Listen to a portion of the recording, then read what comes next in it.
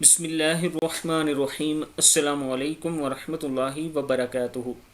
عابد راجہ channel کی طرف سے آج میں اپنے دوستوں کو رسول اللہ صلی اللہ علیہ وآلہ وسلم کا ایک فرمان سناؤں گا۔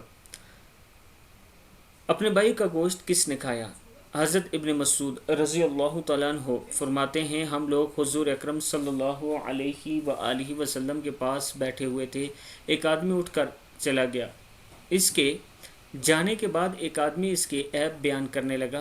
حضور اکرم صلی اللہ علیہ وآلہ وسلم نے ارشاد فرمایا، توبہ کرو۔ اس آدمی نے کہا، کس چیز سے توبہ کروں؟ آپ صلی اللہ علیہ وآلہ وسلم نے ارشاد فرمایا، غیبت کر کے تم نے اپنے بھائی کا گوشت کھایا ہے۔ حیات صحابہ میں موجود ہے یہ، یعنی اگر آپ کسی کی پیٹھ پیچھے بات کرتے ہیں تو اس کی غیبت کرتے ہیں، اور اس کے لیے آپ صلی اللہ علیہ وآلہ وسلم نے فرمایا کہ غیبت اتنا بڑا گناہ اور اتنی برا عمل ہے جیسے آپ اپنے بھائی کا گوشت کھائیں۔ اللہ تعالی ہم سب کو اس برائی سے محفوظ رکھے۔ اس ویڈیو کو آپ دوستوں نے آگے ضرور شیئر کرنا ہے۔ السلام علیکم ورحمۃ اللہ وبرکاتہ۔